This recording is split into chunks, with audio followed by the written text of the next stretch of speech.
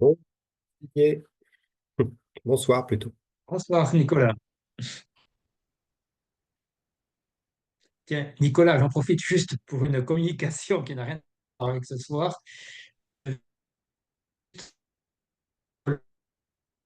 Ah, je t'entends plus. Du copieur. Ouais, mais je t'entends pas, Didier. Il y a des choses qui marchent pas. Bon, Tu m'entends, toi? oui, oui, je t'entends. Ah, ça y est, c'est revenu. Vas-y. Se presser pour le copieur de Génération Plus, parce que c'est une technique des vendeurs de te dire, ah, mais c'est recyclé, j'en ai pas beaucoup, ils en auront toujours. Oui, Et c'est pour qu'on se dépêche de faire affaire et j'ai pas encore l'autre devis, donc faut patienter. ça marche. Ouais, c'est ce que je me suis dit ça aussi. Oui. Salut Jean-Jacques. Bonsoir Nicolas, bonsoir Didier, Bonsoir. bonsoir à toutes et à tous. Bonsoir Isabelle. Bonsoir Nicolas. Zut.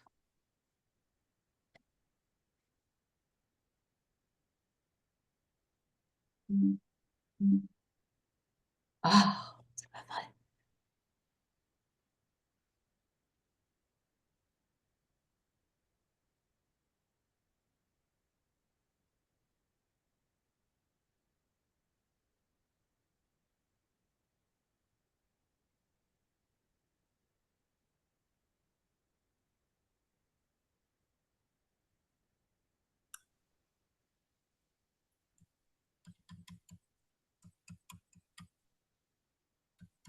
Bonsoir tout le monde. Bonsoir. Salut Philippe.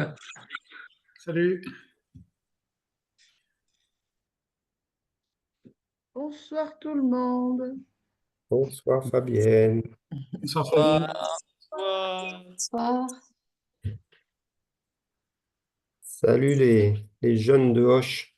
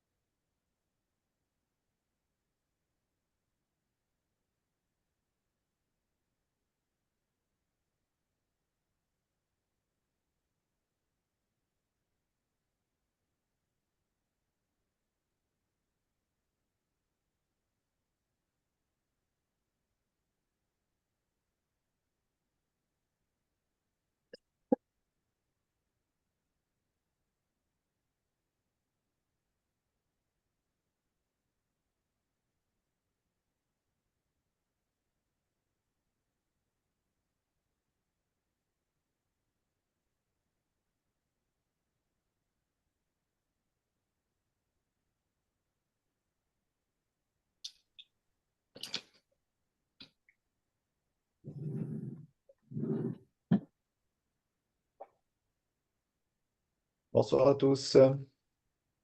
Bonsoir. Bonsoir.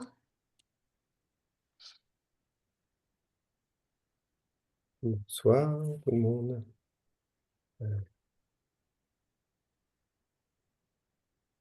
Bonjour à tous. Salut Léon. Salut. Bonsoir Léon.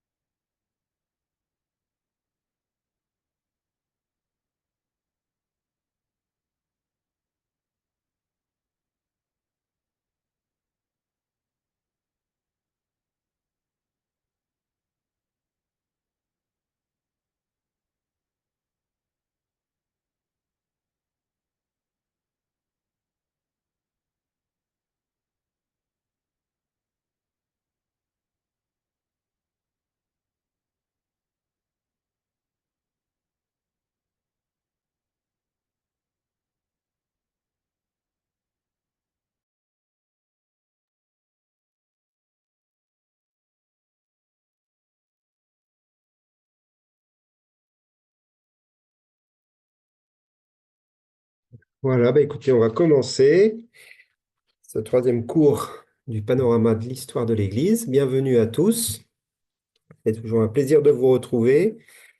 Et pour commencer, je fais un petit retour en arrière, puisqu'on avait deux questions qui avaient été posées, auxquelles j'avais dit que je donnerais des réponses. C'est une question assez simple. La première, c'était, y a-t-il une différence entre Pacôme et Pacôme le Grand? Eh bien non, c'est la même personne. Dans le cours, hein, vous avez Pacôme et Pacôme le Grand, c'est bien le même, c'est le fondateur du cénobitisme, c'est-à-dire de la première vie monacale, un des pères de l'Église. Deuxième question, c'était concernant le premier pape, ou plutôt le deuxième, Linus. Eh bien, d'après la tradition, c'est bien le premier pape, en tout cas le premier qui aurait été nommé évêque de Rome par Pierre et Paul.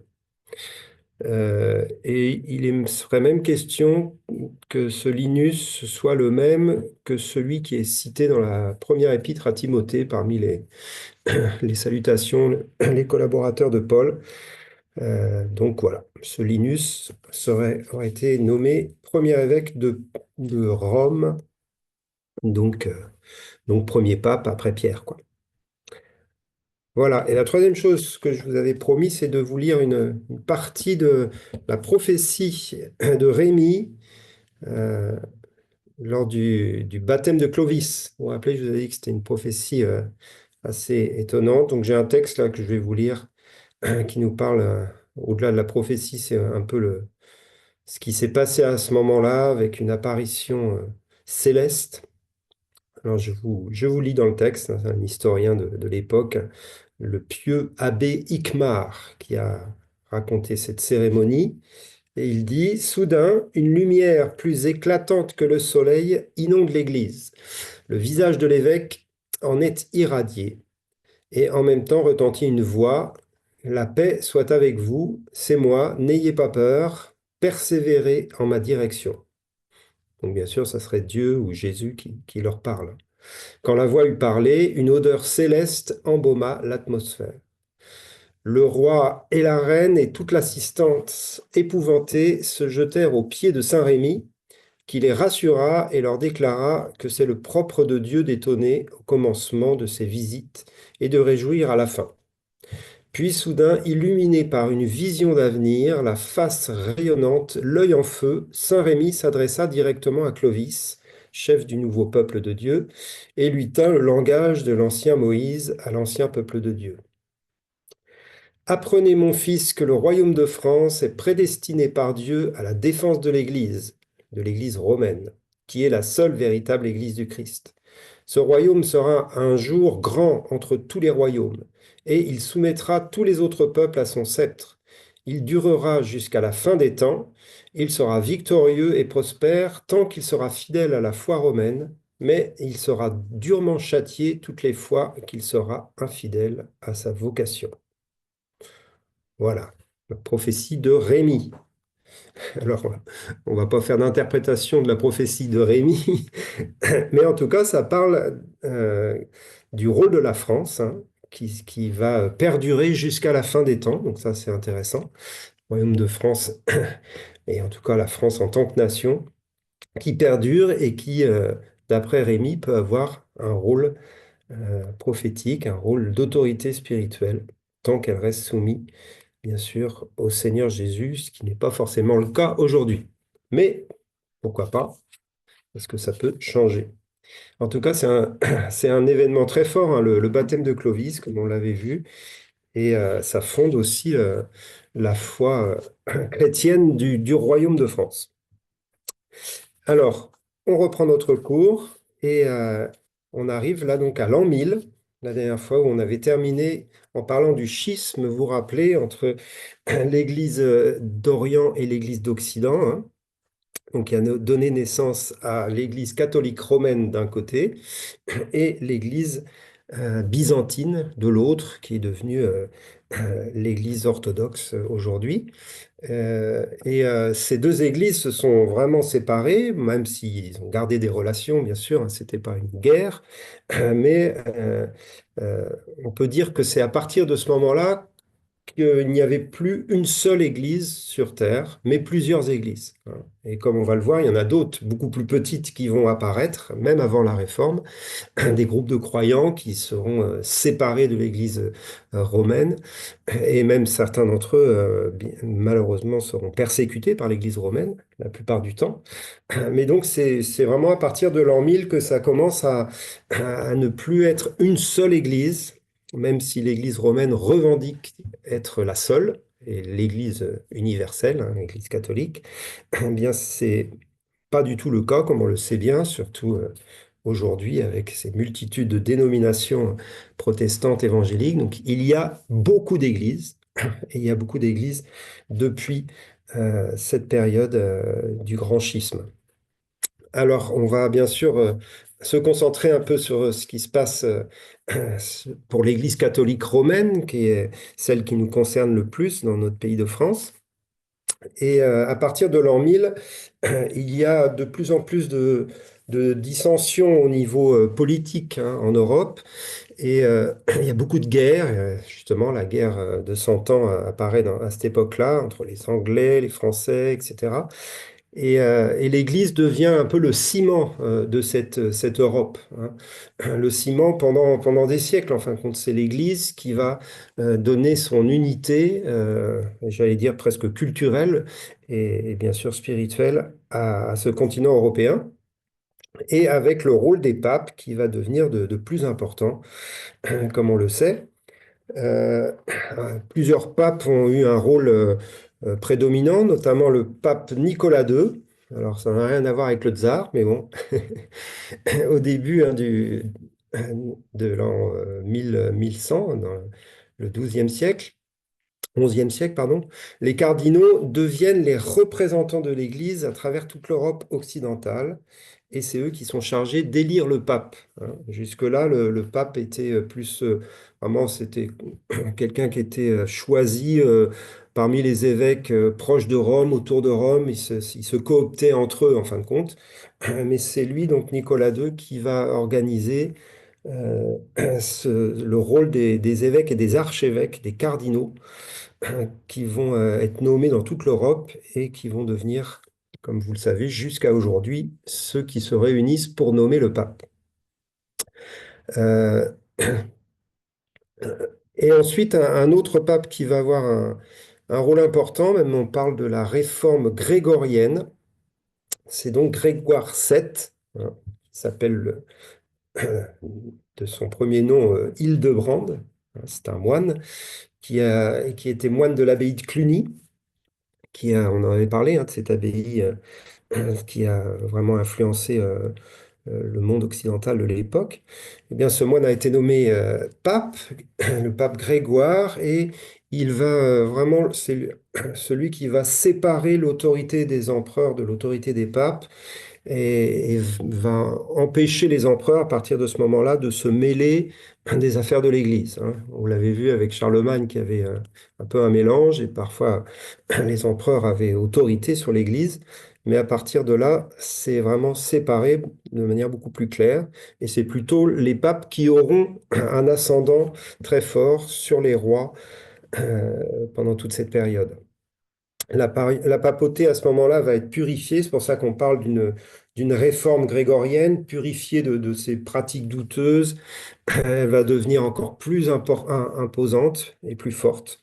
Et ça va être un peu l'apogée du rôle papal, pas forcément positivement, malheureusement, parce que c'est dans cette période-là qu'ils vont avoir la grande idée de faire les croisades.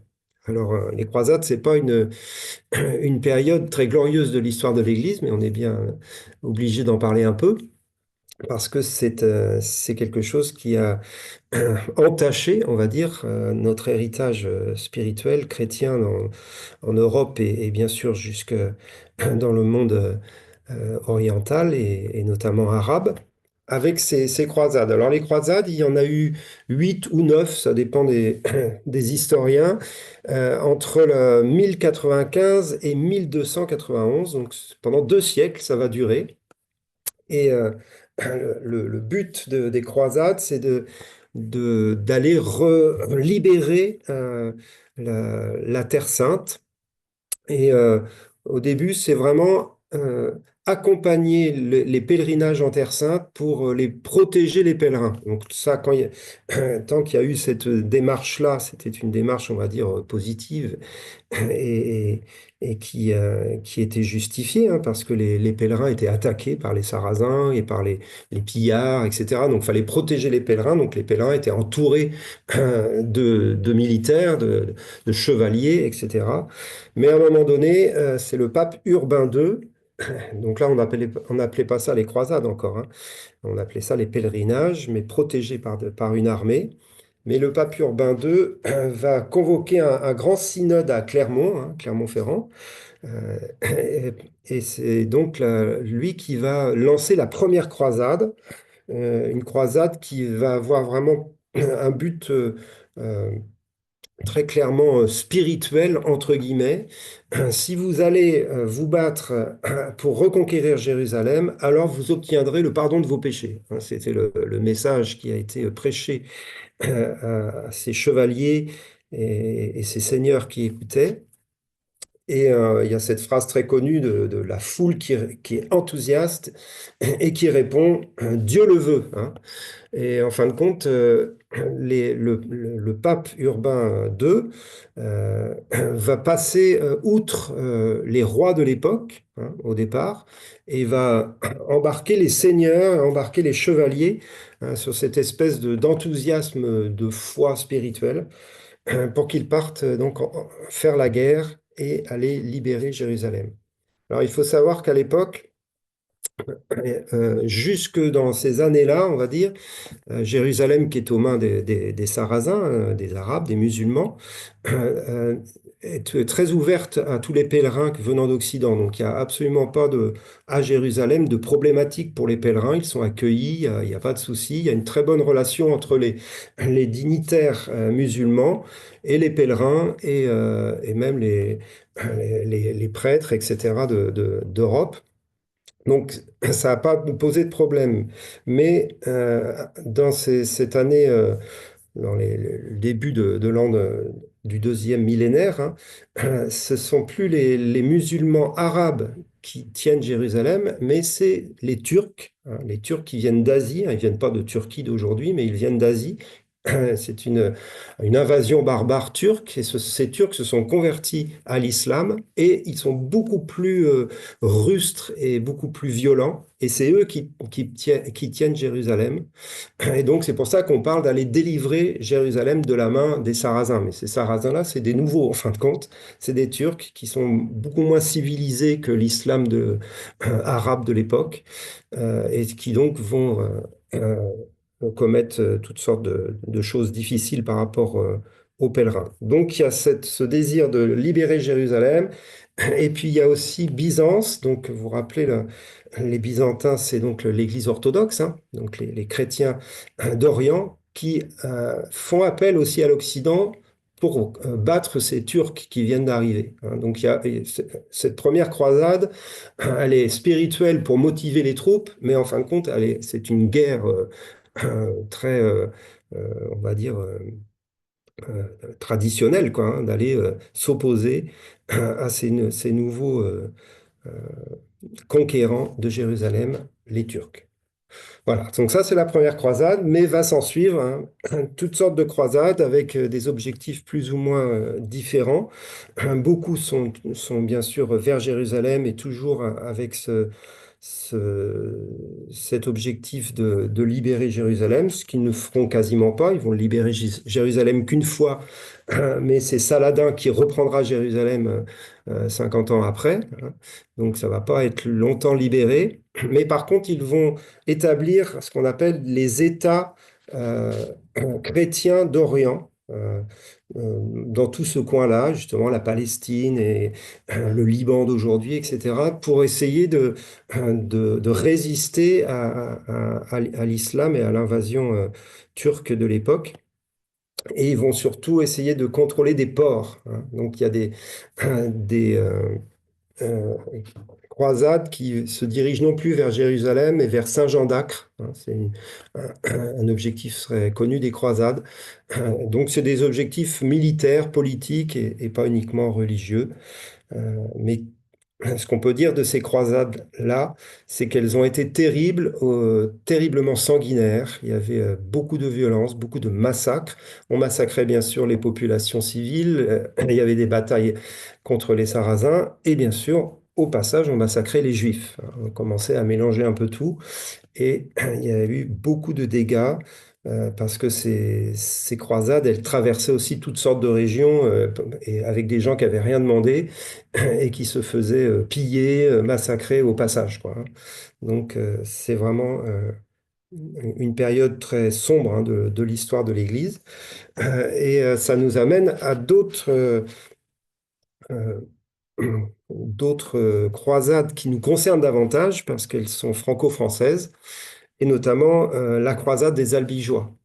Il y a même eu aussi la croisade des enfants. Vous avez entendu parler peut-être de cela, une petite parenthèse, mais même les enfants ont été galvanisés, hein, pour partir en croisade et des jeunes, bien sûr que des garçons, hein, partaient très jeunes, adolescents, pour se joindre aux croisades. Mais celle dont on va parler maintenant, c'est la croisade contre les Albigeois. Alors, les Albigeois, c'est une partie des Cathares, en fin de compte. À ce moment-là, au XIe siècle, il y a un mouvement, euh, on va dire, de réveil, en tout cas de renouveau spirituel, qui va être appelé le mouvement cathare. Et à Albi, ça s'appellera les Albigeois, mais c'est en fin de compte les mêmes, hein, qui est un groupe de chrétiens qui, en réaction à toute cette décadence de l'Église, surtout le côté mondain de l'Église, le côté mondain du clergé, et puis toutes ces croisades et cette violence, eh bien, vont rechercher à retrouver la foi primitive, la foi de l'Église primitive. Et ça va donner naissance à ce mouvement des cathares. Ils prêchent une vie chrétienne très austère, la pureté des mœurs, la sanctification, mais ils vont très rapidement aussi dévier de la stricte doctrine de la parole de Dieu avec des doctrines plus initiatiques, plus ésotériques. Mais au début, hein, les cathares ont vraiment une foi chrétienne tout à fait juste et conforme à l'Évangile. Et ils vont chercher la sanctification. Euh, ils- Parmi eux, il va y avoir des prêtres, ou en tout cas des laïcs, mais consacrés, qui ne seront pas des moines, qui ne seront pas un clergé, mais c'est ceux qu'on va appeler les parfaits, c'est-à-dire ceux qui consacrent leur vie entièrement au Seigneur et à l'évangélisation et qui vont aller deux par deux évangéliser toutes les campagnes, en tout cas de cette région de France que l'on connaît bien, en tout cas pour nous les Toulousains, hein. C'est la région entre justement Toulouse et la mer Méditerranée, hein, toute l'Aude et l'Ariège, enfin ce coin-là jusqu'à Béziers.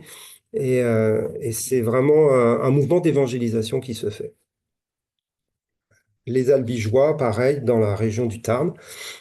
Et là encore, les papes réagissent et c'est le pape Innocent III qui va ordonner cette croisade des Albigeois, c'est-à-dire de partir en guerre, de lever une armée pour aller persécuter, détruire et, et même éradiquer, hein, la foi des Cathares et des Albigeois.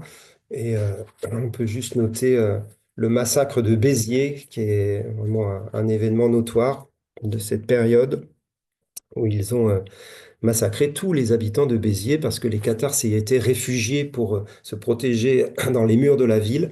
Et euh, c'est Innocent III qui est là et quand il ordonne le siège de la ville et la prise de la ville et on lui dit mais il n'y a pas que des Cathares et il y a cette phrase bien connue qu'il répond mais Dieu reconnaîtra les siens, hein. Tuez-les tous, Dieu reconnaîtra les siens. Voilà. Donc là, on est vraiment dans une période encore dramatique, mais ça sonne aussi le début eh bien, des grandes persécutions que l'Église catholique, malheureusement, va ordonner pour toutes les hérésies, hein. Ça commence par les cathares, mais on va le voir, on va parler d'autres jusqu'à la Réforme, hein. Eh bien, il y aura toujours ce désir d'étouffer les hérésies, d'étouffer les mouvements de réveil et les églises qui se lèvent euh, par opposition à l'Église catholique. Alors, à la même époque, un autre mouvement très connu, c'est le mouvement des Vaudois. C'est vers le XIIe siècle. Les Vaudois, en fin de compte, eux aussi, c'est un peu comme les Cathares, c'est des chrétiens qui décident de vivre une vie chrétienne beaucoup plus conforme à la parole de Dieu, aux évangiles, une vie chrétienne consacrée, une vie chrétienne dans l'austérité, mais aussi dans le soin des pauvres, dans l'amour, dans la vie communautaire, enfin bref, une vie chrétienne, on va dire, comme la première église. Et les Vaudois sont situés dans toute la vallée du Rhône, mais surtout les vallées des Alpes, toute la région alpine, à cheval sur l'Italie, la Suisse et la France d'aujourd'hui, hein, donc toute cette région des Alpes que l'on connaît.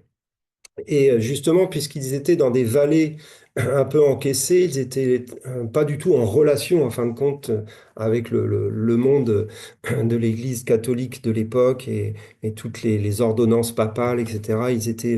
Ils vivaient leur foi bien séparée, et ce qui est peut-être aussi ce côté géographique qui les a protégés pendant longtemps.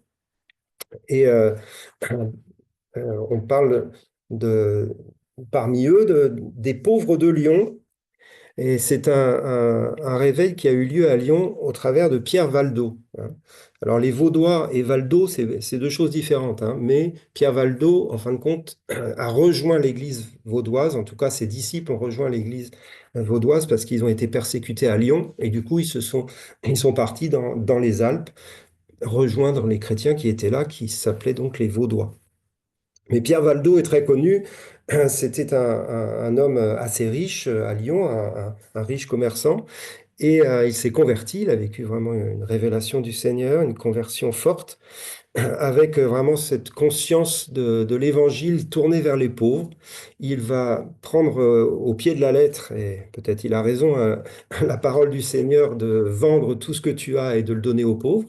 C'était un homme riche. Il vend tous ses biens, il donne tout aux pauvres. Et il va se consacrer toute sa vie à un évangile radical, prédicateur itinérant, tourné vers les pauvres et toute cette population, hein. Les pauvres à l'époque, c'était les trois quarts des gens. Et il va former des disciples qui vont être appelés les pauvres de Lyon, hein. Ce sera un peu le nom presque un sobriquet, mais qui était la réalité de tous ces disciples de Pierre Valdo qui vont évangéliser et qui vont eh bien, se retrouver persécutés. Ils vont aller s'isoler dans les vallées alpines, ils vont rejoindre les Vaudois, et c'est en fin de compte une église qui existe depuis le 8e siècle, hein, les Vaudois, très attachés à la Bible, très consacrés. Et jusqu'à la Réforme, les Vaudois vont perdurer. Donc, en fin de compte, c'est presque une église parallèle pendant 500 ans, même 700-800 ans, parallèle au grand courant catholique. Il y a le courant vaudois qui va rejoindre ensuite les premiers réformateurs euh, au moment de la Réforme. On peut lire un petit texte historique. Cette église résistante, réfugiée depuis le 8e siècle dans les Alpes et les vallées vaudoises du Piémont, n'a jamais pu être exterminée, hein. Au XIIe siècle, elle a été renforcée par les rescapés des Albigeois. Donc même les Albigeois sont venus jusque dans les Alpes, hein, et les pauvres de Lyon. Et jusqu'au XVIe siècle, elle a fusionné ensuite avec la Réforme protestante. Valdo et ses disciples, les pauvres de Lyon, sont condamnés par l'Église comme dissidents, surtout parce que la prédication est assurée par des laïcs, y compris des femmes. Donc là, on est vraiment devant quelque chose de réformateur, hein. Ils sont excommuniés par le pape Lucius III en 1184. Donc ça, c'est les pauvres de Lyon. Ils vivront dans la clandestinité durant près de 500 ans, évangélisant activement l'Europe alpine. Donc ça, c'est vraiment un mouvement important, parallèle, et bien sûr persécuté par l'Église catholique. Maintenant, on arrive aux nouveaux ordres monastiques, et là, on parle au sein de l'Église catholique, et il se passe de belles choses aussi, heureusement, au sein de l'Église catholique, malgré cette période des croisades, malgré tout ce qu'on a dit tout à l'heure. Il se passe de belles choses, et comme précédemment, c'est bien sûr les moines qui sont porteurs d'une vie chrétienne beaucoup plus radicale et beaucoup plus consacrée. Et il va y avoir beaucoup de renouveau par de nouveaux ordres monastiques. Alors, on va en citer quelques-uns, les plus connus. L'ordre des Chartreux, c'est un ordre qui va prôner la loi du silence et qui sont justement dans cette région alpine, hein, du côté de Valence, là, en tout cas au départ. Mais ça ne va pas trop se répandre. Les Chartreux, ça reste très mineur comme ordre monastique. Mais par contre, un ordre très important de l'époque, c'est les cisterciens. Cisterciens, c'est dans l'abbaye de Cîteaux en Bourgogne que va commencer l'ordre des cisterciens. Et le plus connu de cet ordre, c'est Bernard de Clairvaux. Vous avez peut-être entendu parler de lui, 1091-1153, qui était très influent.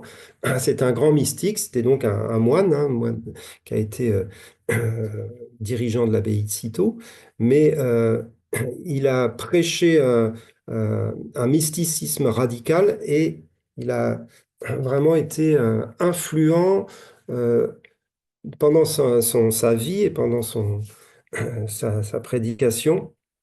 Il va y avoir plus d'une centaine d'abbayes qui vont se créer en Europe sous son impulsion et l'impulsion de ses disciples, bien sûr, c'est pas lui qui fait tout. Donc c'est vraiment un mouvement d'influence, un renouveau monastique. Les cisterciens, en fin de compte, se fondent eux aussi sur l'ordre des bénédictins, hein, l'ordre de Saint-Benoît. Donc c'est un renouveau, en fin de compte, de l'ordre de Saint-Benoît, mais plus organisé. Les cisterciens sont très organisés. C'est pour ça qu'ils vont encore plus influencer l'Europe que les bénédictins, en tout cas dans cette période-là.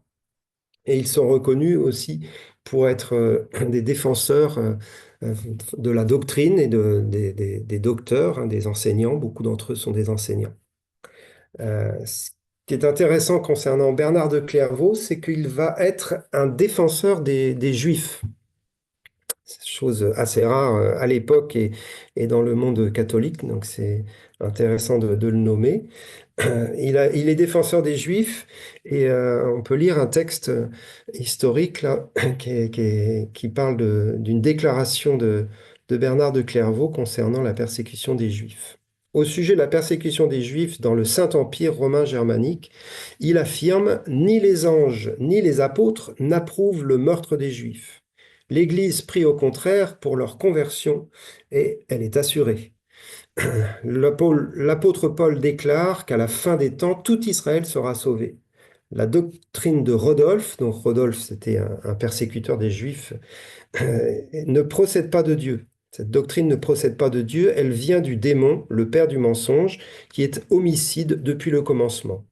Lors de ses déplacements dans le Saint-Empire romain germanique, Bernard ne cesse de répéter « Ne touchez pas aux Juifs, ils sont la chair et les os du Seigneur ».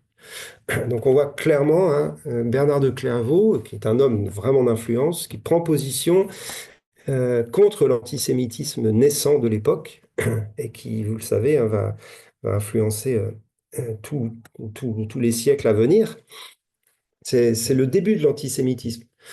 Et l'antisémitisme prend naissance dans l'Église avec cette fausse doctrine, cette doctrine du remplacement, hein, le grand remplacement de l'Église par l'Église du peuple juif et l'accusation des Juifs comme déicides. Hein, ils ont tué le Christ, ce qui est faux, ils n'ont pas plus tué que les Romains, mais il y a cette accusation qui est là très forte et sur la base de cette accusation, sur cette base du remplacement, eh bien, l'antisémitisme prend naissance dans l'Église et va influencer toute l'Europe jusqu'à aujourd'hui, hein.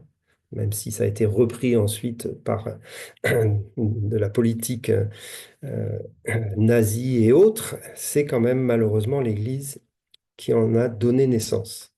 Donc notre Bernard de Clairvaux fait partie de ceux qui se sont levés contre ça, qui se sont opposés, mais n'a pas pu empêcher cet antisémitisme de croître malheureusement.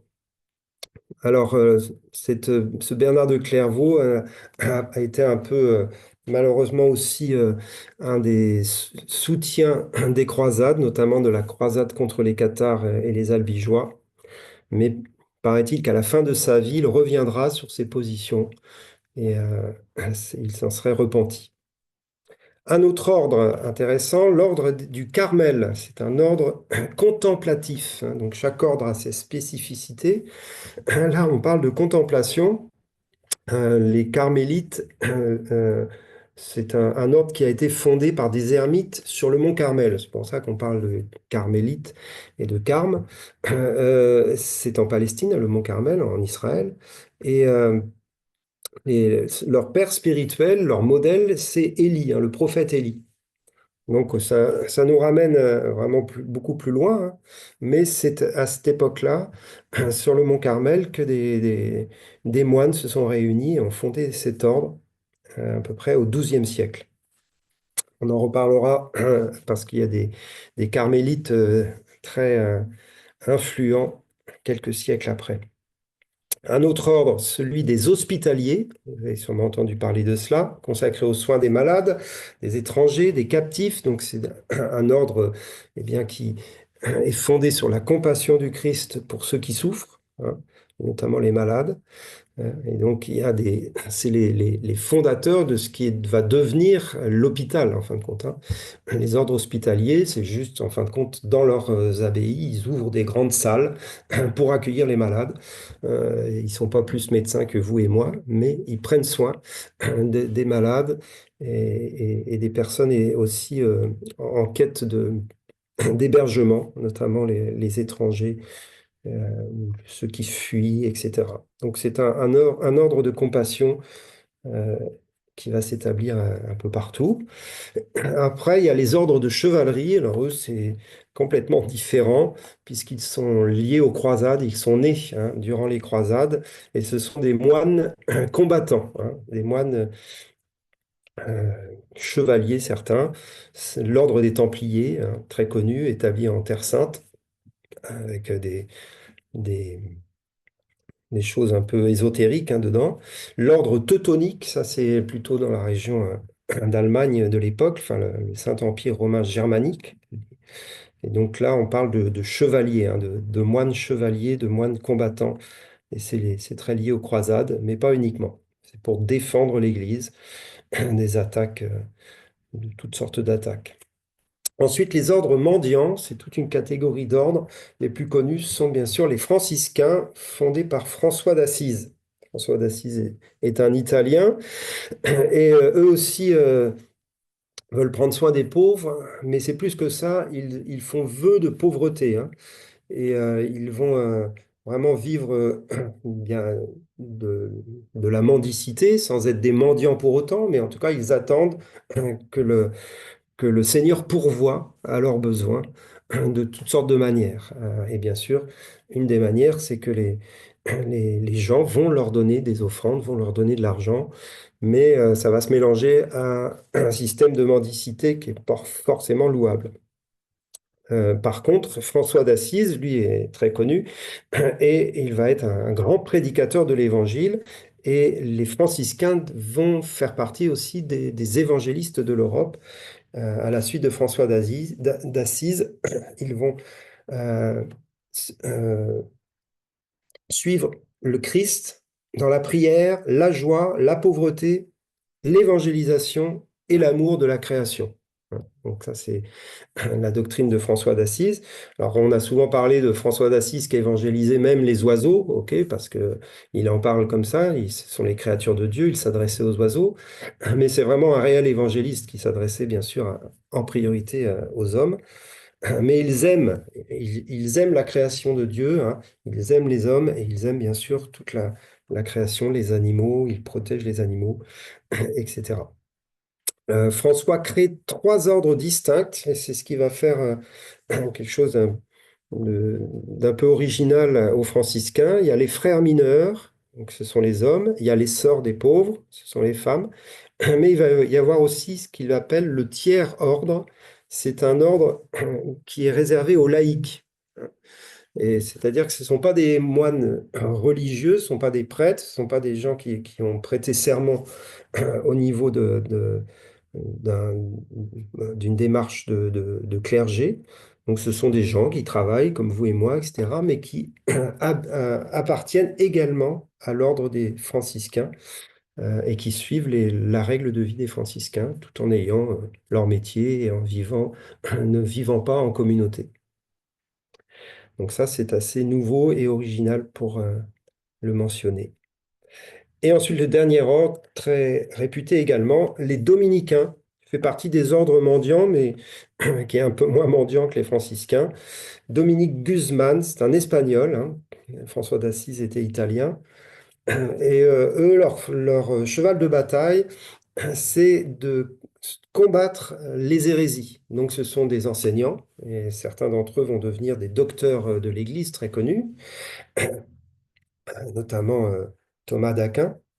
Mais le problème de ça, c'est que comme ils veulent conserver la juste doctrine, alors ils combattent les hérésies et leur déviance. Ça va être qu'ils vont être un peu les fondateurs de ce qui va devenir l'Inquisition, hein. C'est-à-dire, eh bien, on prend les hérétiques et on va les persécuter, on va les torturer jusqu'à ce qu'ils abjurent leur foi pour revenir dans les rangs de l'Église catholique.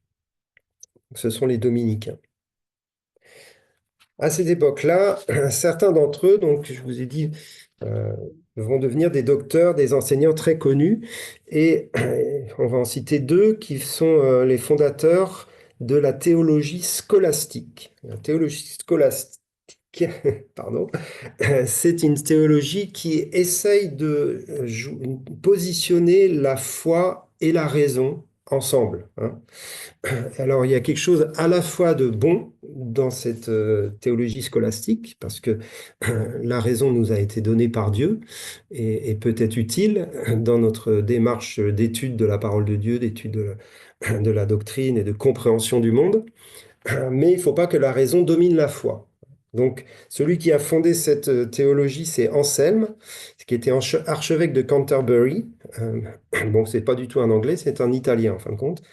Il est le père de la scolastique, mais lui, il l'a bien posé, le fondement. Il a dit que la foi est première, l'expérience vient ensuite, et troisièmement, la raison va essayer de comprendre ce qui est vécu et ce qui est cru, hein.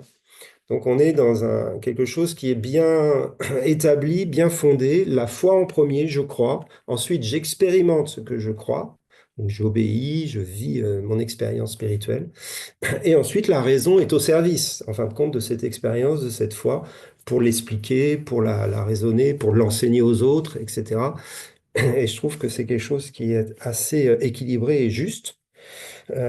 Mais ensuite, on arrive à un autre, un peu plus tard, qu'on connaît bien, puisque c'est un Français, c'est Thomas d'Aquin, saint Thomas d'Aquin, et on le connaît spécialement à Toulouse, puisqu'il a été enseignant docteur à Toulouse, et que sa tombe est au couvent des Jacobins, dans notre belle ville de Toulouse. Vous pouvez aller voir la plaque de saint Thomas d'Aquin au couvent des Jacobins. Donc c'est un moine dominicain, donc spécialiste, hein, de la doctrine et de la persécution des hérétiques. Mais Thomas d'Aquin n'est pas un persécuteur, c'est vraiment un théologien. Et lui, il va élever davantage la raison aux côtés de la foi, hein. Et du coup, il est un peu le père, en tout cas pour nous Français, pour la théologie française et la philosophie française, le père de ceux qui ont amené la raison et lui ont donné trop d'importance dans la démarche philosophique par rapport à la foi. Ça peut dire que la raison n'est pas importante, mais si elle commence à dominer la foi, alors elle remet en question ce qu'elle ne peut pas comprendre. Et du coup, au bout d'un moment, la raison eh bien, exclut toute possibilité de surnaturel, toute possibilité de mysticisme, toutes les choses qu'on ne peut pas comprendre avec la raison deviennent exclues de la foi, et du coup, ça tue la foi, en tout cas la foi telle que nous, on peut la comprendre et la vivre. Alors Thomas d'Aquin n'est pas comme ça, hein, mais il va quand même donner beaucoup d'importance à la raison. C'est un défenseur de la grâce, c'est un homme de Dieu qui a une théologie très, très, très belle et très forte, hein. Il parle de prédestination et il va même combattre le début de la doctrine de l'Immaculée Conception de la Sainte Vierge. Donc, Thomas d'Aquin est quand même un théologien scripturaire, on va dire. Et c'est un docteur de l'Église catholique.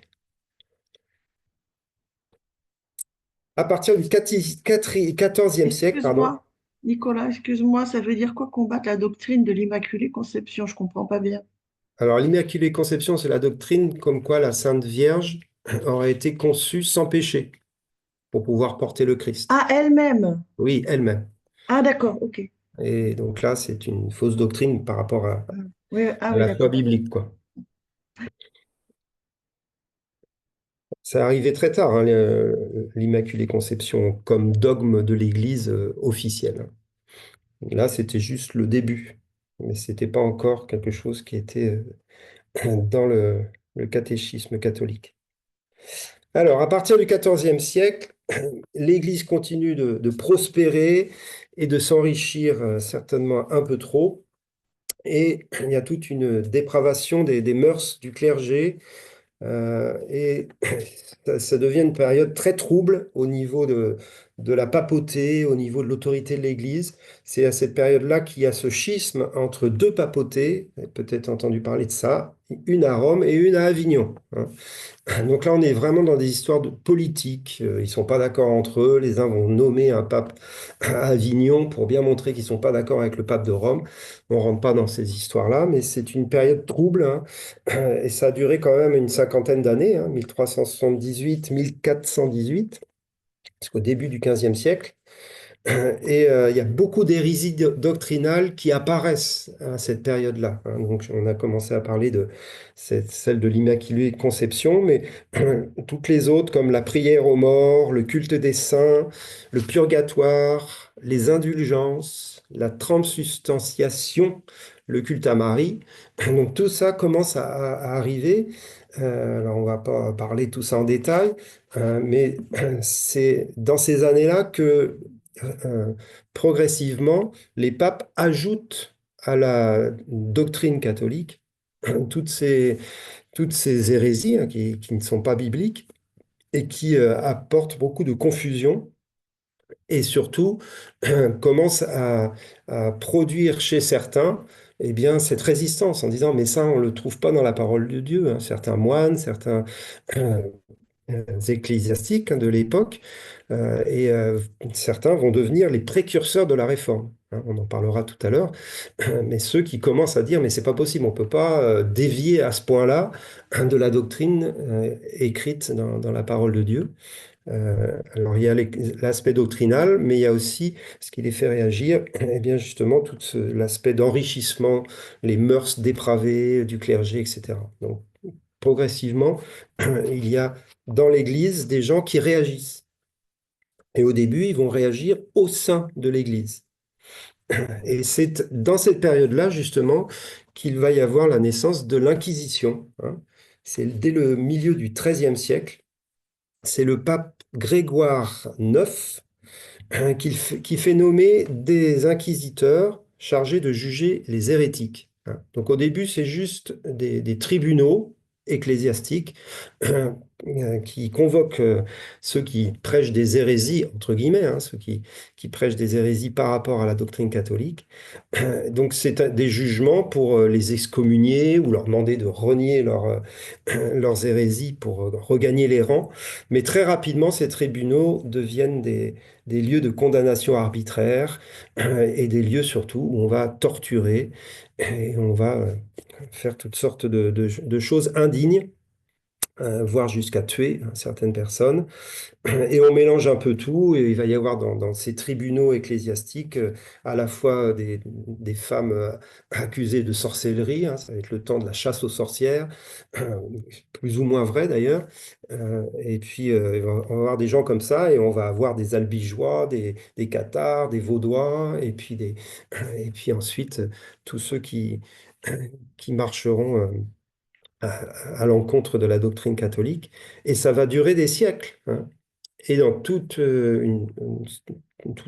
certains pays d'Europe, notamment en Espagne, dans le sud de la France et ailleurs, les Juifs aussi seront pris dans ces tribunaux ecclésiastiques, hein, et forcés d'abjurer leur foi judaïque pour devenir, entre guillemets, catholiques.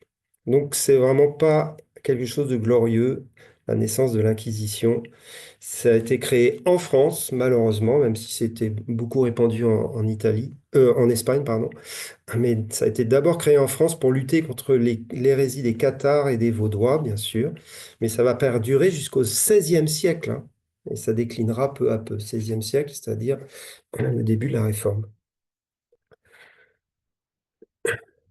Alors, ce qui est encourageant, par contre, dans toutes ces périodes un peu de ténèbres, c'est qu'il y a aussi des mouvements de Dieu assez intéressants. Et il y en a deux là qui sont pas du tout connus, et j'aime bien les citer. C'est des mouvements qui ont lieu parmi les laïcs. Donc là, c'est plus les moines. On a beaucoup parlé des moines et des réveils monastiques. Là, c'est un réveil laïque qui a lieu dans plutôt les pays du Nord. Tout d'abord, les Amis de Dieu, hein, sur les bords du Rhin. On ne sait pas si c'est en Allemagne ou en France, enfin d'aujourd'hui, mais en tout cas, c'est dans la vallée du Rhin. Les Amis de Dieu, on les appellera aussi les Bégards ou les Béguins. C'est des noms, on ne sait pas trop d'où ça sort. Certains sont en Belgique, mais on va en trouver aussi jusqu'au Languedoc, hein. Donc, c'est des groupes de laïcs contemplatifs qui apparurent au XIVe siècle. Ils furent traités d'hérétiques, pourchassés par l'Inquisition. On a très peu de choses sur eux, hein. Mais ils sont contemplatifs, ils sont mystiques, ils sont dans une vie de foi, bien sûr, sincère et engagée et radicale. Mais il n'y a pas de clergé parmi eux. Et c'est surtout pour ça qu'ils sont persécutés et que l'Inquisition les pourchasse, parce qu'ils ne sont pas soumis au clergé et aux prêtres. Les Amis de Dieu. Et un autre mouvement qui rejoint un peu ce même style de mouvement, c'est-à-dire des laïcs, ont été appelés les frères de la vie commune aux Pays-Bas, hein, donc dans la Hollande d'aujourd'hui. Ils vivent dans la pauvreté, la simplicité, le travail de leurs mains, ils enseignent la sainteté et l'amour. Et l'un d'eux, Thomas de Kempis, écrira une œuvre mystique monumentale, L'imitation de Jésus-Christ, qui est un livre de référence quand on étudie les mystiques chrétiens, hein. Et donc c'est un laïc, et ça se passe aux Pays-Bas au XIVe siècle, XVe siècle. Voilà, donc là c'est juste pour citer des mouvements comme ça, alors que on avait vu les Vaudois, hein, ben là il y a aussi dans le nord de l'Europe. On n'est pas encore dans la Réforme, on n'est pas encore dans les mouvements ménonites, etc., qui viendront plus tard, mais il y a déjà ce courant de chrétiens très engagés dans la foi, on va dire, une foi plus pure, plus consacrée à la parole de Dieu et dans une vie conforme à l'Évangile. Là, ce qui est intéressant, c'est que ce sont des laïcs. Alors, bien sûr, on peut citer pour nous, Français, notre chère Jeanne d'Arc, à ce moment-là, qui fait partie aussi de ces mystiques qui vont Alors, il y a beaucoup de choses qui pourraient être dites sur Jeanne d'Arc, mais je ne suis pas un expert de Jeanne d'Arc. C'est une femme de foi, ça c'est sûr. C'est une femme mystique. C'est une femme qui a eu des apparitions. En tout cas, on dit souvent, elle a entendu la voix de Dieu, elle a entendu Dieu lui parler. Donc, il y a vraiment une démarche de foi dans la vie de Jeanne d'Arc. Le but de Jeanne d'Arc, c'est de reconsacrer le roi de France et la France elle-même au Christ. Donc c'est pour ça qu'elle va participer aux guerres et qu'elle va avoir ce rôle presque politique. Elle va chercher à ce que le roi de France eh bien, se tourne vers le Christ et redonne le pays en offrande au Seigneur. Et le roi de France à l'époque, c'est Charles VII, hein. Et on peut lire plusieurs choses que les historiens de l'époque ont dit sur elle, hein. Vous savez elle va être ensuite condamnée comme hérétique, hein, à la fin de sa vie, alors qu'au début elle est adulée, mais ensuite elle va être rejetée et elle va mourir brûlée vive à Rouen. Euh, alors que à Orléans, elle est célébrée comme celle qui a délivré les, la France des Anglais. À Rouen, elle sera brûlée comme hérétique. Son message premier et central, sa mission, avant même la guerre contre les Anglais, c'est de conduire Charles VII à Reims pour le faire sacré roi. C'est de restaurer la royauté du Christ sur la France et de rappeler au peuple qui est le véritable roi. En 429, elle rencontre le dauphin et par acte notarié, elle lui demande de lui donner le royaume de France par écrit. Il accepte par écrit, puis elle déclare qu'elle consacre et donne la France à Jésus-Christ, qui, à son tour, par le biais de Jeanne d'Arc, dit « Et moi, Jésus-Christ, je le rends au dauphin de France ». Donc, il a fait une espèce de truc à la fois politico-religieux mystique. Elle va voir le dauphin, hein, qui est l'héritier du trône. Elle lui demande de lui faire un acte notarié qui lui donne la France. Donc, elle reçoit la France par acte notarié. C'est quand même incroyable ce qu'elle fait, hein. Et ensuite, cet acte notarié, elle le donne à Jésus. Donc elle donne la France à Jésus comme étant la destinée, hein. Donc on voit la prophétie de Rémi qui revient en fin de compte, hein. Elle donne la France à Rémi, pas à Rémi, à Jésus. Et donc elle annonce, donc ça c'est son côté prophétesse, hein, elle annonce que Jésus redonne la France au roi de France, au dauphin, hein. Bon, alors c'est son système à elle. C'est le document que l'on appelle la triple donation. C'est un document officiel et juridique, donc il existe, hein, ce document, hein, qui affirme que Jésus est le roi de France et ensuite le roi ou le chef du gouvernement est le vicaire de Jésus, hein. Donc le roi de France est vicaire de Jésus, de la même manière que le pape l'est également. De tous les autres chefs de guerre rudes et parfois cruels, il n'en est pas un qui ose s'opposer à la jeune fille. Elle a quand même une autorité incroyable à cette époque-là. Tous ont à cœur de lui obéir, et c'est pour ça elle les a emmenés vaincre les Anglais. Les hommes ne jurent plus, elle renvoie les prostituées qui s'attachent d'ordinaire au convoi. Avant chaque bataille, elle demande aux soldats de se confesser. Sa mission se résume ainsi, faire la guerre pour que Jésus redevienne le roi de France. Voilà. Alors, on pensera ce qu'on veut de cette Jeanne d'Arc, mais c'est vrai que dans toutes les villes de France, il y a quand même une statue de Jeanne d'Arc, hein. C'est une personne importante de notre histoire. Et c'est une personne qui voulait que la France soit sous l'autorité de Jésus-Christ. Et elle a tout fait pour cela. Ensuite, on parle dans cette période-là de mystique. On commence avant, c'était les pères de l'Église, les moines, etc. On n'utilisait pas trop le mot mystique. C'était des contemplatifs.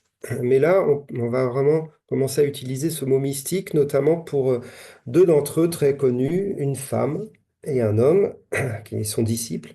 Donc cette femme, c'est Sainte Thérèse d'Avila, là aussi qui est très connue, hein, début du XVIe. Donc on reviendra en arrière tout à l'heure, mais là on finit avec ces mystiques laïcs et religieux. Donc là on est parmi des mystiques de l'Église catholique, et ce sont des moines. Donc elle, c'est une religieuse espagnole, réformatrice de l'ordre du Carmel. On a parlé de l'ordre du Carmel tout à l'heure. Et elle va être aussi docteur de l'Église, hein. C'est quelqu'un qui enseigne, mais elle enseigne sur la base de révélation mystique. Elle a des expériences très fortes avec Dieu. Elle laisse des écrits sur son expérience. Et donc, c'est à la fois des enseignements et à la fois des témoignages de ce qu'elle vit. Et on la considère comme une figure majeure de la foi chrétienne de cette période-là jusqu'à aujourd'hui. Son enseignement est encore étudié, en tout cas au sein de l'Église catholique. Et elle a deux expériences mystiques fondamentales qui sont arrivées dans 2 années d'affilée. C'est des visions et des extases. Elle en avait régulièrement, mais il y en a deux qui sortent du lot, on va dire. Tout d'abord, c'est sa vision de Jésus ressuscité, ce qui est pas mal. Et sa deuxième vision, c'est celle d'un ange qui lui perce le cœur avec une flèche de feu de l'amour de Dieu. Expérience qu'elle nommera transverbération. Et c'est cette deuxième expérience qui est la plus connue de Thérèse d'Avila, hein. C'est cette flèche qui la transperce, et elle l'a vraiment vécu dans une extase. Un ange lui transperce le cœur avec l'amour de Dieu, et ça a été pour elle un renouveau et un feu extraordinaire dans sa vie. Et c'est la base de sa prédication, de son enseignement. Elle prêche, elle enseigne sur l'amour, et sur l'amour des plus difficiles à aimer. Elle va faire beaucoup de disciples, elle va fonder 17 couvents, alors bien sûr parmi les sœurs, hein, principalement, mais aussi parmi les hommes. Elle va permettre à ce que l'ordre du Carmel masculin soit rétabli et renouvelé, parce qu'il était certainement en décadence. Et elle aura un disciple, justement, qui s'appelle Jean de la Croix, qui lui aussi est très connu pour être un mystique de cette période, qui a été canonisé. Grand mystique, il fait l'expérience de Dieu qu'il décrit dans son livre La nuit obscure.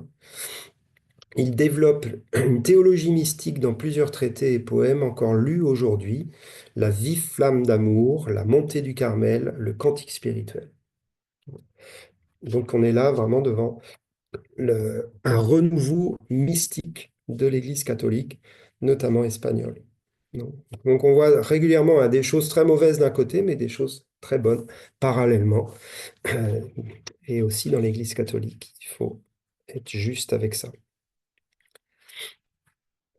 On arrive maintenant aux précurseurs de la Réforme. Donc je vous disais que ça commençait déjà à bouger depuis longtemps, en fin de compte.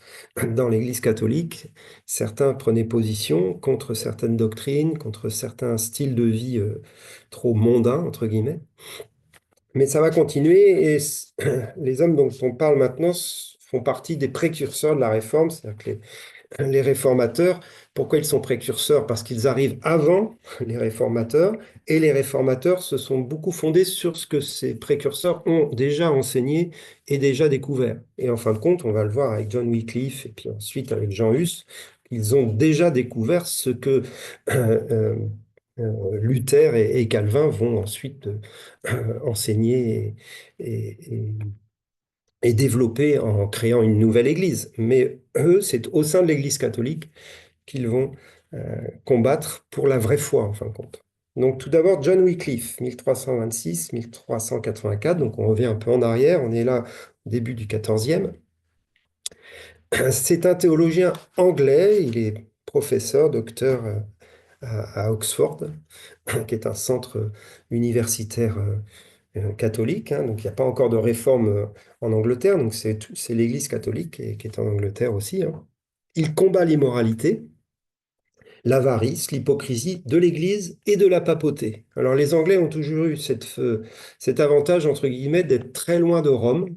On l'avait déjà vu avec les moines de l'époque, des Celtes. Eh bien, là, c'est un peu pareil, et on le reverra du temps de la Réforme, c'est-à-dire que le pape de Rome a peu d'influence sur l'Église anglaise et au-delà. Donc John Wycliffe, il va commencer à critiquer ce qui se passe à Rome, la papauté et tout ce style de vie qui s'éloigne de l'Évangile, et il fonde son enseignement sur la Bible seule. Il réfute les doctrines catholiques de la transsubstantiation, pardon. Vous savez, c'est le fait que le Christ est vraiment présent entièrement dans le corps, dans le pain et le vin.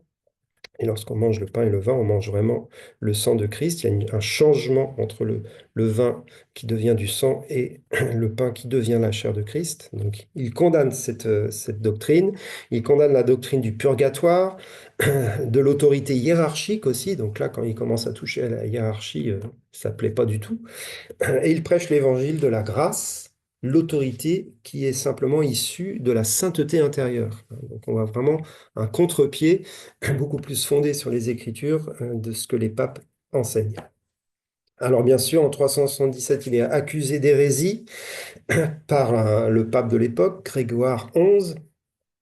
Mais, comme je vous le disais, vu qu'il est en Angleterre, les nobles anglais le protègent et en fin de compte, il a beau être accusé d'hérésie, ça ne va pas beaucoup l'affecter. Il va juste devoir quitter sa chaire à Oxford, mais il continuera d'enseigner, il continuera d'influencer beaucoup l'Angleterre de l'époque. La pensée de Wycliffe représente une rupture complète avec l'Église catholique romaine. Mais pourtant, il n'en sortira pas, il ne va pas créer une nouvelle église. C'est pour ça qu'on ne peut pas le mettre dans les réformateurs. C'est un précurseur de la réforme, mais c'est clairement un réformateur. Ce qu'il enseigne est tout à fait digne de faire partie de la réforme. Il affirme qu'il existe, notamment, alors ça c'est un point que Luther reprendra, qu'il existe une relation directe entre l'homme et Dieu sans l'intermédiaire des prêtres. Ça, c'est vraiment un des fondements de la réforme, vous le savez. Donc déjà Wycliffe parle de ça très clairement, il n'y a pas de médiateur, il n'y a pas besoin de prêtre, chaque chrétien peut s'adresser directement à Dieu, avoir une connaissance véritable de Dieu sans intermédiaire. Wycliffe pense que les chrétiens sont en mesure de prendre en main leur vie sans l'aide du pape et des prélats, en se conformant aux Écritures. Il dénonce de nombreuses croyances et pratiques de l'Église catholique qu'il juge contraires aux Écritures. Donc il est vraiment fondé sur la parole, comme les réformateurs. Sola scriptura, ça va bien aussi pour Wycliffe. Et puis il va avoir aussi un rôle un peu plus sociétal et politique. Il va le condamner l'esclavage. On parlera de ça à un moment donné. L'esclavage va être combattu par certains chrétiens, heureusement, pas par tous malheureusement, mais Wycliffe en fait partie. C'est le début justement de la traite des esclaves. Il condamne l'esclavage, il condamne la guerre, enfin, le début de la traite des esclaves noirs africains. Bien sûr, il y avait déjà des esclaves depuis longtemps, mais il va vraiment prendre position. Il soutient que le clergé ne doit pas chercher à s'enrichir, mais à suivre l'idéal de pauvreté évangélique, à l'instar du Christ et de ses disciples. Et il va traduire la Bible en anglais. Donc lui aussi, va faire comme les réformateurs feront après lui. Il va dire que la Bible ne doit pas être simplement en latin, il faut qu'elle puisse être accessible à tout le monde. Donc il la traduira en anglais. En 1388, il y a la première Bible traduite en anglais, elle est distribuée largement à ses disciples, qu'on appellera les lollards. Ceux qui chuchotent, c'est parce qu'ils lisaient la Bible à voix basse pour pas qu'on les entende, quoi. C'est un peu ça le truc. C'est une expression qui est un peu floue, qui n'a pas une origine très, très claire, mais on les appelait les lollards. Malgré la persécution, ils prêcheront l'évangile dans toute l'Angleterre. Donc, il va faire vraiment des disciples. Et du coup, les écrits de Wycliffe vont influencer fortement le prochain pré-réformateur qui s'appelle Jean Hus, qui est tchèque, et on va parler de lui.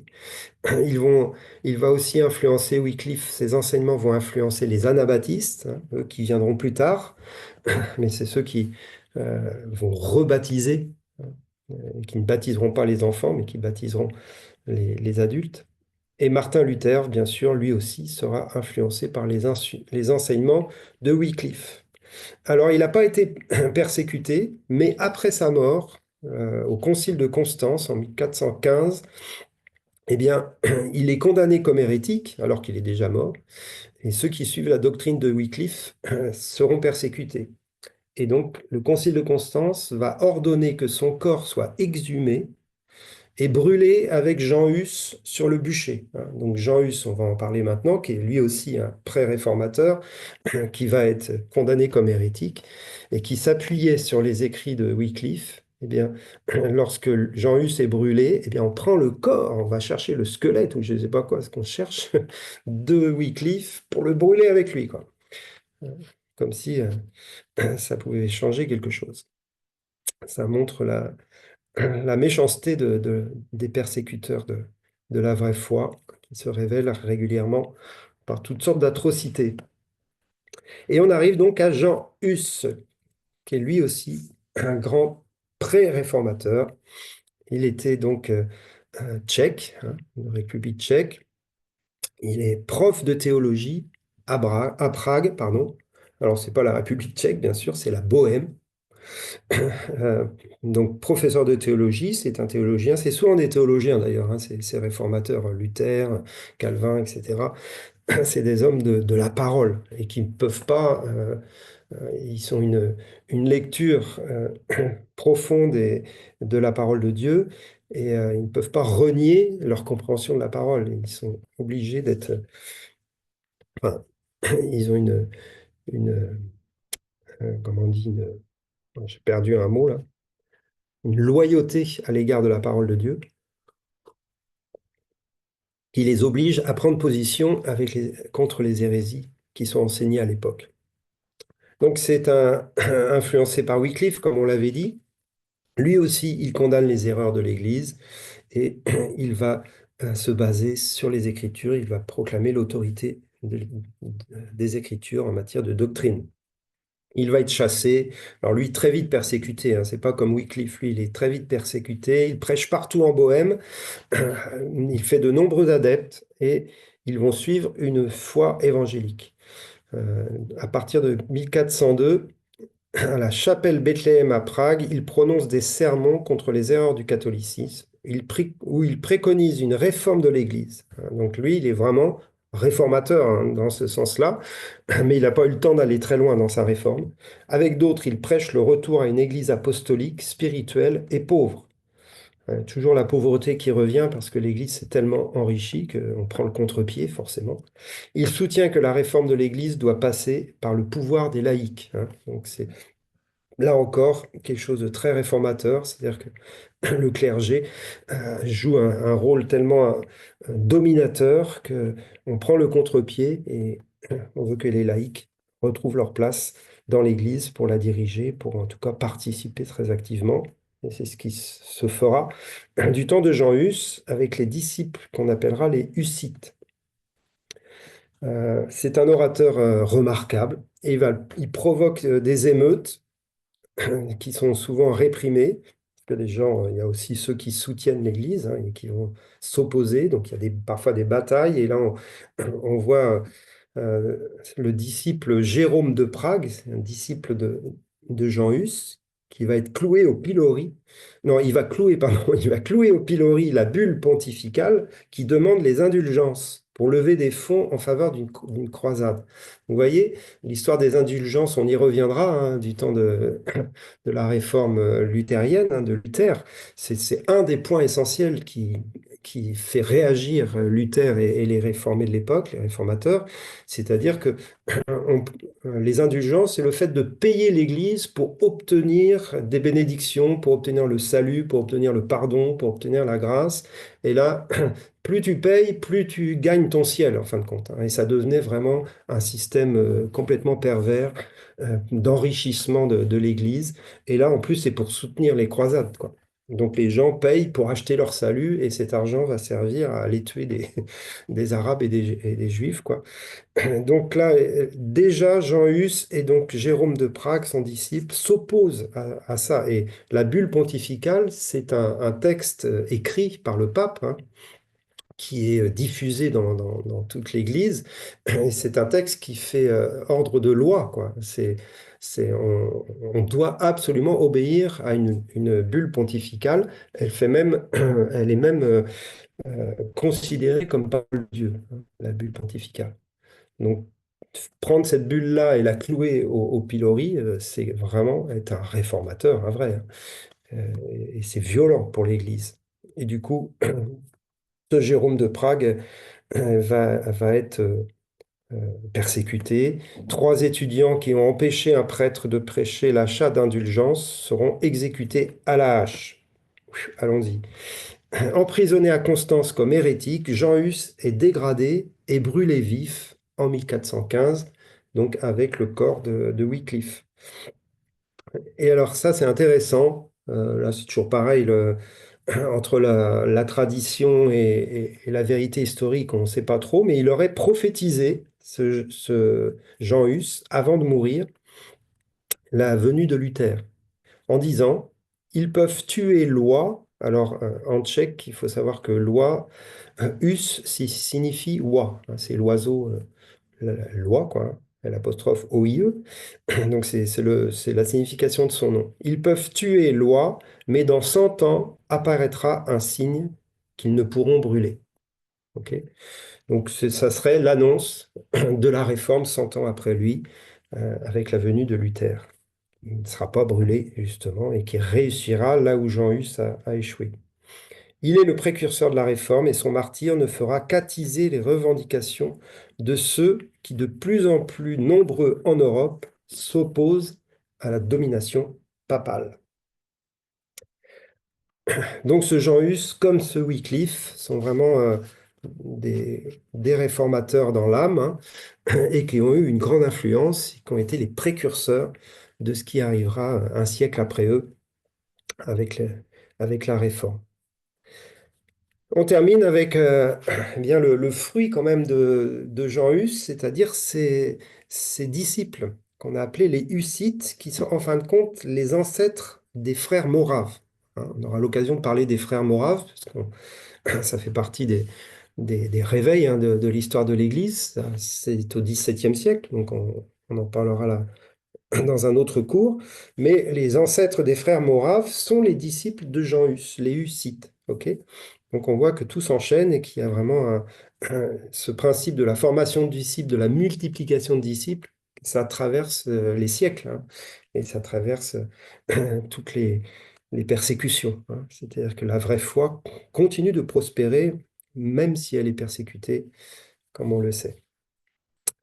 Alors ce Jérôme de Prague, dont j'ai parlé rapidement tout à l'heure, c'est celui qui va continuer l'œuvre de Jean Hus. Et il va lui aussi être persécuté, il va mourir en martyr en 1416, hein, donc ça n'a pas duré longtemps. Mais ces 2 martyrs, celui de Jean Hus et celui de Jérôme de Prague, vont émouvoir la Bohême, les habitants de la Bohême, et beaucoup d'entre eux vont les suivre, en fin de compte, et vont vouloir continuer sur la trace de ces deux disciples de Jésus qui ont prêché l'Évangile. En juillet 1420, ils élaborent ce qu'on appelle les 4 articles de Prague, hein. Donc, c'est des articles d'expression de la foi, hein, de mise en pratique de la foi des chrétiens. Et ça forme la base de leur programme dont ils exigent la reconnaissance par le pouvoir royal, hein. Donc, il y a un lien encore avec les seigneurs à cette époque-là. Ces 4 articles sont, premier, la communion sous les 2 espèces. Donc la communion pour tous les croyants sous les 2 espèces. Là aussi, on voit que c'est quelque chose qui continuera avec la réforme, et c'est déjà à ce moment-là. Deuxièmement, la pauvreté des ecclésiastiques, les pauvres. Mais bon, on comprend, hein, c'est le contre-pied de l'enrichissement du clergé. Troisièmement, la punition des péchés mortels sans distinction de rang ou de naissance. Alors, je ne sais pas de quoi il parle en parlant de punition des péchés mortels, mais ce qui est important dans ce troisième point, c'est qu'on ne fait pas de distinction entre les riches, les pauvres, les seigneurs, les paysans. Tout le monde est logé à la même enseigne dans l'Église, ce qui n'était absolument pas le cas à l'époque, puisqu'on pouvait acheter avec l'indulgence, hein, le système des indulgences, on pouvait acheter le pardon. Donc du coup, celui qui n'a pas d'argent, bah, il n'est jamais pardonné et il est puni. Donc ça va vraiment dans ce sens-là. Le 4e point, la liberté du prêche. Alors ça, c'est important parce que c'est quelque chose qui est donné aussi aux laïcs, hein, le pouvoir de prêcher la parole de Dieu non seulement au clergé, mais également aux laïcs. Leur volonté est également de convertir toute la chrétienté à leurs idées. Pour cela, ils envoient des émissaires partout en Europe. Donc, ils ont une volonté, bien sûr, d'évangéliser l'Europe. Et dans ce sens-là, ce sont des réformateurs, hein. Persécutés par le Saint-Empire, il y a quand même eu 1400 martyrs, plus de 1400 martyrs à Prague et dans la Bohême de l'époque, hein, ce qui est pas mal. Et donc, souvent, on le reverra dans d'autres périodes, eh bien, ces chrétiens persécutés, certains choisissent de prendre les armes, hein. Euh, et on a cette histoire en France, hein, avec les Camisards, on en reparlera. C'est une solution qui n'a pas l'air d'être biblique, mais qui parfois a l'air d'être conduite par Dieu. Donc c'est assez compliqué de prendre position par rapport à cela, mais ça fait partie de l'histoire, en tout cas, ça c'est sûr, de l'histoire de l'Église et l'histoire des persécutés. Certains, eh bien, ont tendu la joue gauche si on leur frappait sur la droite, et d'autres, eh bien, ont préféré se défendre. Voilà. Donc il y a eu une résistance à l'armée impériale jusqu'en 1453. Hein. Donc ça a duré quelques années. Mais malgré cette persécution, l'Église va s'organiser et elle va s'exiler en Moravie. Alors la Moravie, c'est l'est de la République tchèque actuelle, hein. D'accord? Donc, c'est une région, en fin de compte, qui est à l'est de la Bohême. Hein, la Bohême, c'est Prague, et ce qui entoure Prague. Et la Moravie, c'est l'est. Donc, ça va jusqu'en Slovaquie d'aujourd'hui, là, hein. Moravie, c'est à cheval entre la République tchèque et la Slovaquie d'aujourd'hui. Et ce sont donc les premiers frères moraves. C'est pour ça qu'on les a appelés les moraves. C'est bien avant le réveil des moraves. On est en 1453, à la fin du XVe siècle, hein. Donc, ce n'est pas du tout le réveil des moraves, mais c'est ce qui a fondé le réveil des moraves. C'est l'origine de ces frères moraves qui vont perdurer, hein, jusqu'à aujourd'hui, hein. Et vous allez en Moravie, donc en République tchèque aujourd'hui, il y a des églises moraves. Et ça existe toujours. Et ils réclament leur héritage de Jean Hus et des frères moraves de l'époque. Et bien sûr, au moment de la réforme, eh bien, beaucoup de moraves vont devenir réformés, luthériens, etc. Il y aura toutes sortes de mélanges, parce qu'ils se reconnaîtront bien sûr dans cette réforme qui arrivera un siècle plus tard. Eh bien, justement, on va s'arrêter là parce que le prochain chapitre, c'est justement la réforme. Et c'est un gros chapitre, donc on ne va pas le commencer maintenant. De toute façon, il est presque l'heure de terminer. Mais on a vu déjà toute cette période trouble de l'histoire de l'Église, avec des choses pas très glorieuses, mais aussi de très belles choses, parmi les mystiques, parmi les monastiques et parmi les mystiques. Et bien sûr, les pré-réformateurs dont on vient de parler. Voilà, on s'arrête pour ce soir. Je vous invite à ouvrir vos micros. Merci beaucoup, Nicolas. Merci beaucoup. Avec Merci, plaisir. oui. Merci beaucoup, Bonne soirée Nicolas. à tous. Merci. Une question, Nicolas. Une question, Nicolas. Alors, une question, vas-y.